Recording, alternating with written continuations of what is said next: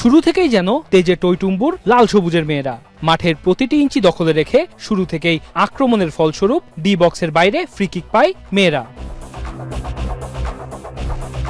বাংলাদেশের নাম্বার 7 স্বপ্না রানীর বাঁকানো ফ্রি কিকে যে কেউ খুঁজে নিতে পারেন ক্রিশ্চিয়ানো রোনালদোর ছাপ। লিড পেয়ে যেন আরো বিধ্বংসী মেয়েরা। মিনিট খানেক পর মুনকি আক্তারের গোলে ব্যবধান দ্বিগুণ করে মেয়েরা। এরপরে একের পর এক আক্রমণ ছানালেও গোল মিসের মহড়ায় নামে পিটার বাটলার শিষ্যরা। যদিও প্রথমার্ধ শেষের মিনিট 7 আগে প্রতিপক্ষ গোলরক্ষকের ভুলে আবারও গোলমুখ খুলেন সাগরিকা।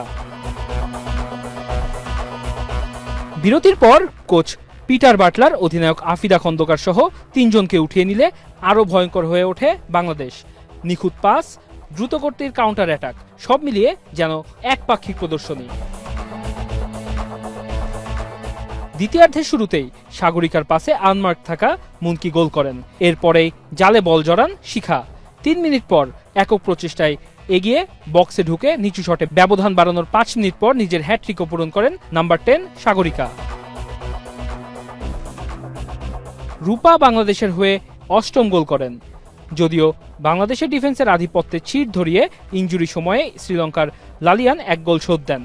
শেষ বাঁশি বাজার আগ মুহূর্তে স্বাগতিকদের হয়ে 9ম পেরেক ঠুকে বড় জয় নিশ্চিত করেন শান্তি। শ্রীলঙ্কাতে জাতীয় ক্রিকেট দল যখন হারতে হারতে ক্লান্ত, তখন লঙ্কান মেয়েদের বিপক্ষে এমন বড় জয় যেন মধুর প্রতিশোধ। কিংস অ্যারেনা থেকে ওয়াসিউল হক পান্থ, এখন ঢাকা।